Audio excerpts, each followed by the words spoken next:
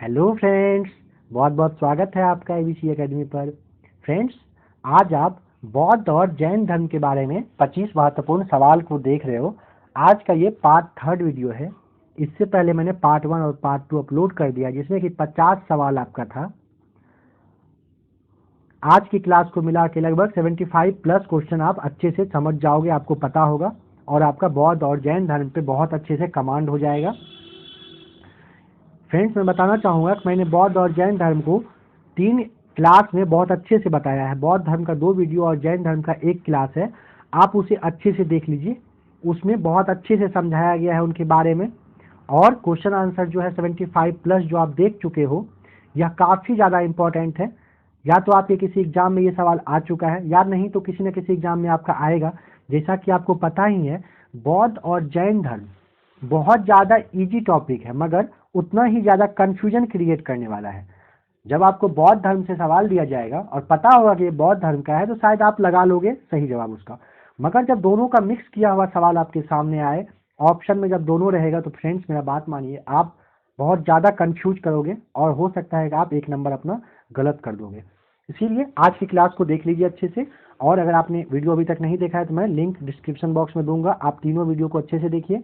बौद्ध जैन और जैन धर्म के बारे में जो 3 वीडियो स्पेशल क्लास है, उसे भी आप देखिएगा, मैं सबका लिंक दे दूंगा। आइए स्टार्ट करते हैं आज का क्लास। फ्रेंड्स, आज की क्लास को स्टार्ट करने से पहले मैं आपको याद दिलाना चाहूँगा, मैंने एक सवाल आपके लिए छोड़ा था। बौद्ध संगीति के जो 4 आयोजक का सही क्रम था, उसे आपको सेट करना था। बताइए ऑप्शन ए, बी, सी या फिर डी, कौन सा सही जवाब होगा। मैंने आपको पहले पूछा था, फिर मैं कुछ सेकंड का टाइम दे रहा हूँ, आप एक बार सोच लीजिए अच्छे से। अगर आपका ऑप्शन नंबर सी है तो आप बिल्कुल सही हो। अजातशत्रु, कालाशोक, अशोक और कनिष्क। मैंने जब बौद्ध धर्म को पढ़ाया था उस वक्त याद रखने का ट्रिक बताया था। ट्रिक में आपको यहाँ पे अजातशत्रु जो लिखा हुआ है, यहाँ आजाद नहीं अ होगा, अजातशत्रु। ऑप्शन में अजातशत्रु रहेगा। तो जैसे यहाँ पे देख रहे हो आप, सही है, अजातशत्रु लिखा हुआ, यहाँ पे मिस हो गया लिखने में।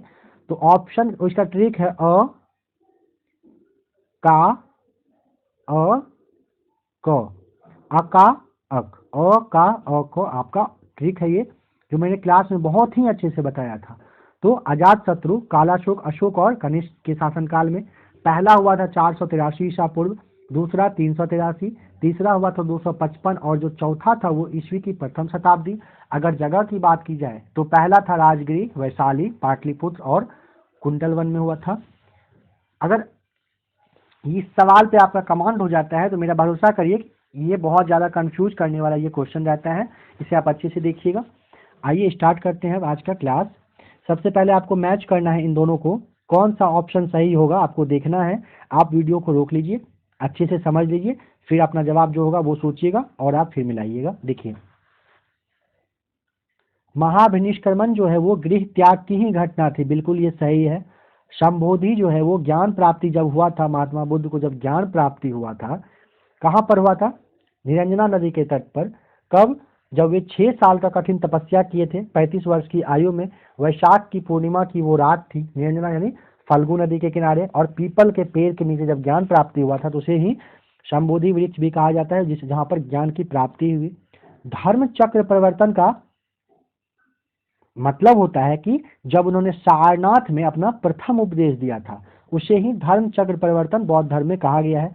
महापरिनिर्वाण की बात की जाए तो उनकी मृत्यु की घटना को ही महापरिनिर्वाण कहा गया है। मैं आपको बता दूं, उनकी मृत्यु 483 ईसा पूर्व में हुई थी, जब वे 80 वर्ष के थे। कहाँ पर? देवरिया, उत्तर प्रदेश में। उसे ही महापरिनिर्वाण कहा गया है। जन्म की बात की जाए तो 563 ईसा पूर्व में कपिल वस्तु के लुम्बिनी नामक जगह पर हुआ था। फ्रेंड्स, इस वीडियो में मैं आपको सारा कुछ एक बार रिवाइज करवा दूंगा, जो मैंने पहले के क्लास और क्वेश्चन आंसर सीरीज में बताया था।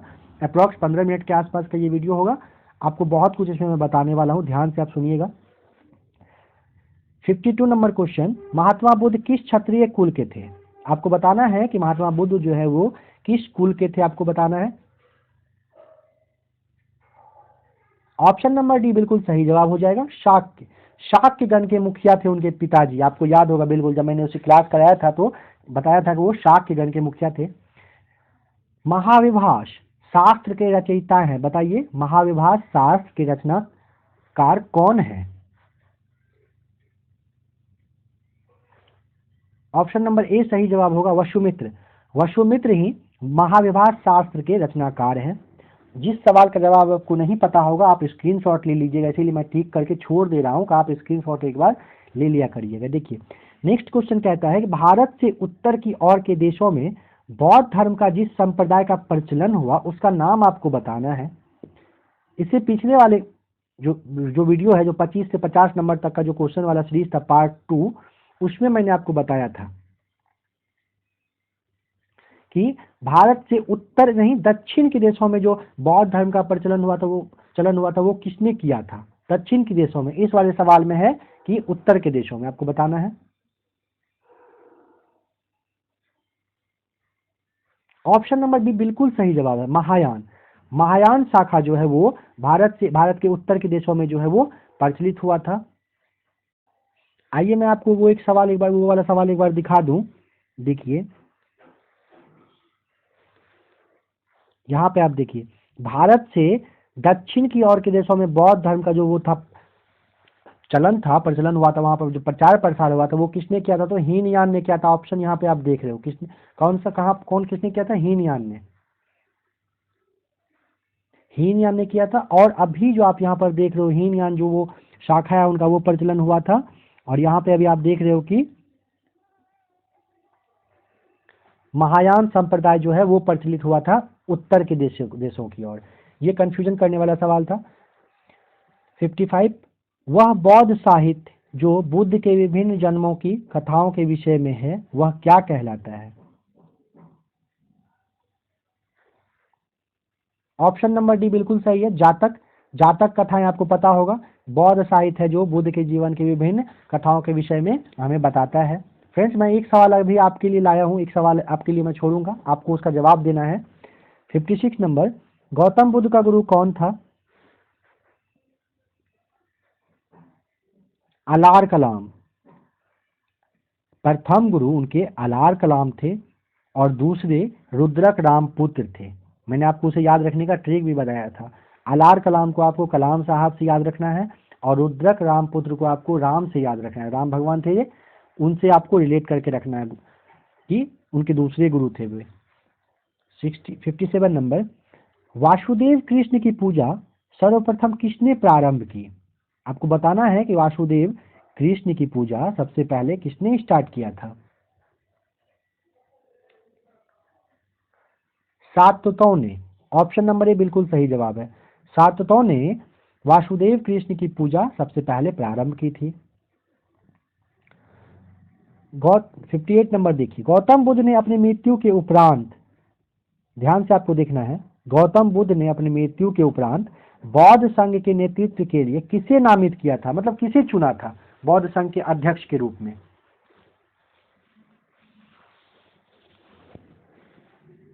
किसी को नहीं, ये जवाब बिल्कुल सही है। उन्होंने किसी का नाम नहीं लिया था कि कौन वो अगला अध्यक्ष वगैरह कुछ होगा, कोई नहीं।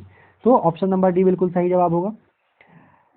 59 नंबर देखिए, त्रिरत्न सिद्धांत, सम्यक धारणा, सम्यक चरित्र और सम्यक ज्ञान जिस धर्म की महिमा है वह धर्म कौन सा है आपको बताना है।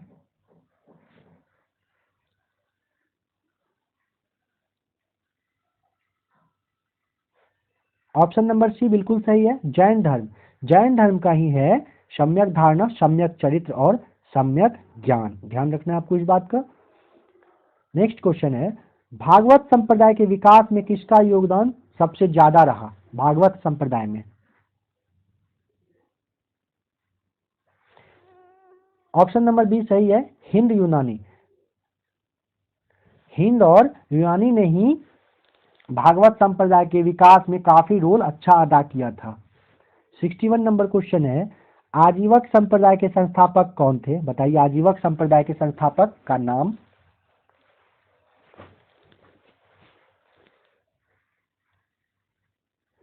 ऑप्शन नंबर डी बिल्कुल सही है, मक्खली घोषाल ही आजीवक संप्रदाय के संस्थापक हैं। 62 नंबर क्वेश्चन में है, निम्नलिखित में से कौन सा पूर्वकालिक जैन ग्रंथ है? ये क्वेश्चन बहुत ज्यादा वीवीआई है और कंफ्यूज करने वाला है। पूर्वकालिक जैन ग्रंथ कौन सा है इन चारों में से? ऑप्शन नंबर सी हो जाएगा 14 पूर्व। 14 पूर्व जो है पूर्वकालिक जैन ग्रंथ कहलाता है। देखिए ऑप्शन कितना अच्छे से दिया गया है, 12 अंग, 12 उपांग, 14 पूर्व और 14 उप पूर्व। बिल्कुल कंफ्यूज हो सकते हो आप, इसीलिए ध्यान रखना आपको कि 14 पूर्व इसका सही जवाब है। निम्नलिखित में से किस नगर में प्रथम बौद्ध संगीति या सभा आयोजित की गई थी? फ्रेंड्स क्या ये सवाल मैं आप लोगों के लिए रहने दूं? नहीं, बहुत ज्यादा वाला इजी हो जाएगा, इसीलिए इसका जवाब आपको अभी बताना है। ऑप्शन नंबर सी है इसका सही जवाब, राजगृह में हुआ था प्रथम बौद्ध संगीति। कहां पर? राजगृह में। नेक्स्ट देखिए, बुद्ध की मृत्यु के बाद प्रथम बौद्ध संगीति की जो अध्यक्षता है वो किसने की थी?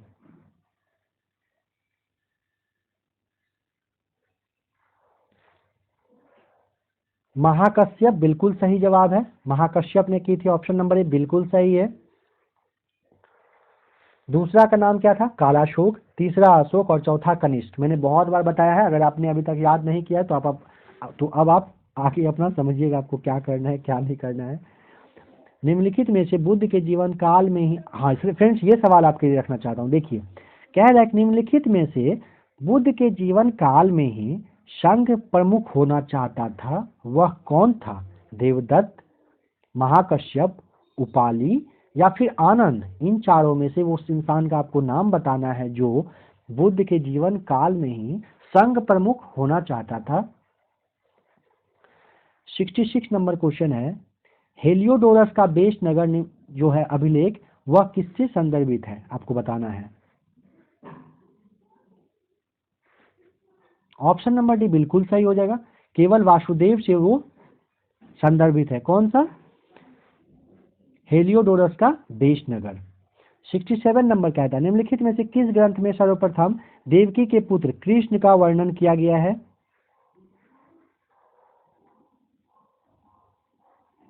ऑप्शन नंबर बी माफ कीजिएगा फ्रेंड्स, मेरा ना वो होता है ना रील अटक जाना, कभी कभी अटक जा रहा है, ऐसा हो रहा है। ऑप्शन नंबर बी बिल्कुल सही जवाब है, छांदोग्य उपनिषद। छांदोग्य उपनिषद में देवकी के पुत्र कृष्ण का सबसे पहले वर्णन किया गया है। 68 नंबर, जैन समुदाय में प्रथम विभाजन के श्वेतांबर संप्रदाय के संस्थापक कौन थे? आपको बताना है।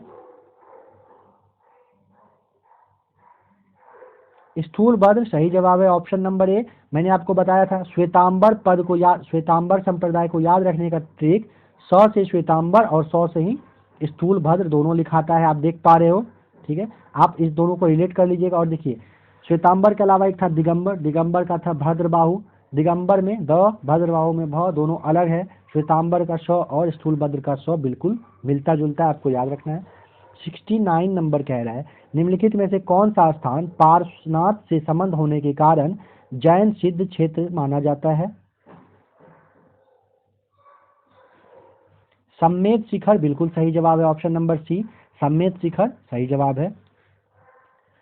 नेक्स्ट क्वेश्चन है, महावीर का मूल नाम था? बहुत इजी सवाल है, बताइए महावीर का मूल नाम क्या था? वर्धमान बिल्कुल सही जवाब है, महावीर का मूल नाम था वर्धमान। बौद्ध धर्म ने समाज के निम्न वर्गों पर सबसे ज्यादा प्रभाव डाला था, बताइए किस वर्ग पर सबसे ज्यादा प्रभाव डाला था उन्होंने? बौद्ध धर्म ने महिला और शूद्र बिल्कुल सही जवाब हो जाएगा, महिला और शूद्र पर उन्होंने काफी ज्यादा अपना प्रभाव डाला था। 72 कहता है, बुद्ध के गृह त्याग का प्रतीक है? पीछे वाले क्लास में मैंने बहुत अच्छे से 4 सवाल बताया था, घर छोड़ने को, उनके दोस्त के बारे में, मित्र के बारे में, जहां पर ज्ञान प्राप्ति हुई थी उसके बारे में, जन्म के बारे में, निर्वाण के बारे में और मृत्यु के बारे में, सारा कुछ मैंने अच्छे से बताया था। आपको बताना है, अगर पीछे की वीडियो को आप देखे हो तो आपका जवाब बिल्कुल आपके सामने आपको दिख रहा होगा कौन सा सही है। ऑप्शन नंबर ए बिल्कुल सही है, घोड़ा ही गृह त्याग का प्रतीक माना जाता है, घोड़ा पर चढ़कर हुए घर से निकले थे, आप ये समझ लीजिए अच्छे से। 73 नंबर है, नागार्जुन कौन थे? अगर आप साउथ मूवी देखते होंगे तो शायद आपको याद आ गया होगा कि एक नागार्जुन कोई है भी, लेकिन यहाँ सवाल है कौन थे? ऑप्शन नंबर डी है सही जवाब, बौद्ध दार्शनिक। नागार्जुन एक बौद्ध दार्शनिक थे। 74 नंबर क्वेश्चन में है, बोधिसत्व पद्मपाणि का चित्र सर्वाधिक प्रसिद्ध और प्रायः चित्रित चित्रकारी है जो किस जगह पर है? ऑप्शन नंबर ए में है, यानी अजंता में है। और आज का लास्ट सवाल है, निम्नलिखित कथनों का विचार करें और चैत्य और विहार में क्या अंतर है, आपको इस बात को समझाना है, बताना है। आप वीडियो को रोककर पढ़कर समझ लीजिए, फिर आप अपना जवाब दीजिएगा। मैं आपको बता रहा हूँ, ऑप्शन नंबर बी है सही जवाब। देखिए, चैत्य जो है वो एक पूजा का जगह है, पूजा स्थल है, और विहार जो है वो निवास स्थान है। जब मैंने एनसीईआरटी वाले क्लास में बताया था, उस वक्त थोड़ा सा मजाक के लिए मैंने बताया था, विहार को आप बिहार नहीं समझिएगा, लेकिन आप याद रखने का ट्रिक समझ सकते हो कि विहार एक समान है, जहाँ लोग रहते हैं, तो विहार में भी लोग निवास करते थे। तो ठीक है फ्रेंड्स, अभी मैंने आपको टोटल 25 सवाल करवाया, पार्ट 1, पार्ट 2, पार्ट 3 मिला के। आप देख पा रहे हो यहाँ पे स्क्रीन पे, जो मैंने पीछे का क्लास करवाया था, आपने अगर अभी तक नहीं देखा है तो उसे एक बार देख लीजिए। और अगर आपको कोई कमेंट करना हो, कोई सजेशन देना हो, तो प्लीज़ आप कमेंट करके सजेशन दीजिएगा। अब मैं एक बार बहुत फास्ट में थोड़ा सा आपको बौद्ध धर्म के बारे में थोड़ा सा बता दे रहा हूँ, ताकि आपके लिए अच्छा रहेगा। गौतम बुद्ध का जन्म 563 ईसा पूर्व में कपिल वस्तु के लुम्बिनी नामक जगह पर हुआ था। आपको पता है, उनके पिता शुद्धोधन थे, जो कि शाक्यगण के मुखिया थे। इनकी माता माया देवी की मृत्यु इनके जन्म के 7वें दिन हुआ था, आपको बिल्कुल याद होगा। इनके बचपन का नाम सिद्धार्थ था। 16 वर्ष की आयु में उनकी शादी यशोधरा के साथ हुआ था। उनका एक पुत्र है जिनका के नाम राहुल था।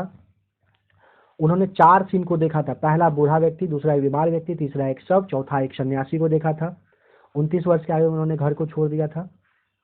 पहला गुरु उनके अलार कलाम और दूसरा रुद्रकाम पुत्र थे। और अगर बात की जाए, हाँ क्या बता दूँ आपको फ्रेंड्स, ओके देखिए, हाँ मैं, आप याद करिए, मैंने बताया था कि चौथा बौद्ध संगीति जो है, उसी के बाद बौद्ध धर्म 2 भाग हीनयान और महायान में बटा था, बिल्कुल आपको याद ही होगा। जैन धर्म के बारे में बताऊं तो देखिए, जैन धर्म के संस्थापक और प्रथम तीर्थंकर जो थे वो ऋषभदेव थे। 23वें तीर्थंकर की बात की जाए तो पार्श्वनाथ थे, जो कि काशी के थे, काशी के इक्ष्वाकु वंश के राजा अश्वसेन के पुत्र थे। 30 वर्ष की आयु में उन्होंने संन्यास जीवन को स्वीकारा था, आपको याद होगा। और महावीर स्वामी की बात की जाए तो जैन धर्म के वे 24 और अंतिम तीर्थंकर हुए। उनकी जन्म की बात की जाए तो 540 ईसा पूर्व में हुआ था। कहाँ पर? कुंडग्राम, और जो कि वैशाली में है, बिहार में है। ठीक है। अगर उनकी पत्नी के नाम का बात किया जाए तो उनकी पत्नी यशोदा, पुत्री का नाम अनुजा प्रियदर्शनी था, उनके दामाद का नाम जामिल था।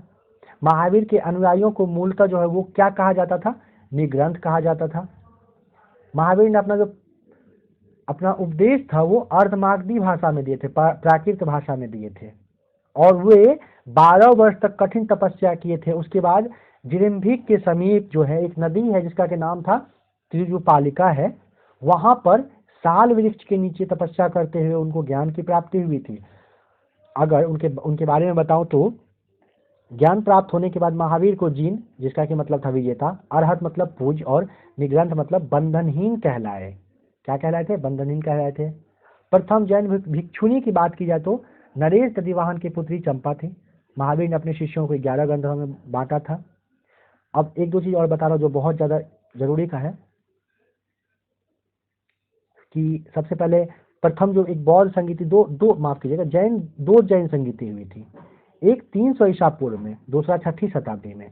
पहला हुआ था पाटलिपुत्र, दूसरा बल्लभी गुजरात में हुआ था। पहला के अध्यक्ष की बात की जाए तो स्थूल भद्र था, और दूसरे की बात की जाए तो क्षमा श्रवण उनका नाम था। ठीक है फ्रेंड्स, और भी वैसे बहुत कुछ है बताने को, मगर ज़्यादा नहीं बता रहा हूँ अभी। आप एक बार वीडियो को देख लीजिएगा, जो मैंने स्पेशल क्लास बनाया है, बहुत अच्छे से बहुत बारीकी से मैंने बहुत अच्छे से समझाया था। तो ठीक है फ्रेंड्स, मिलते हैं फिर एक नई वीडियो के साथ। वीडियो देखने के लिए फ्रेंड्स आपका बहुत बहुत थैंक्स। ऐसे ही बने रहिए एबीसी एकेडमी के साथ।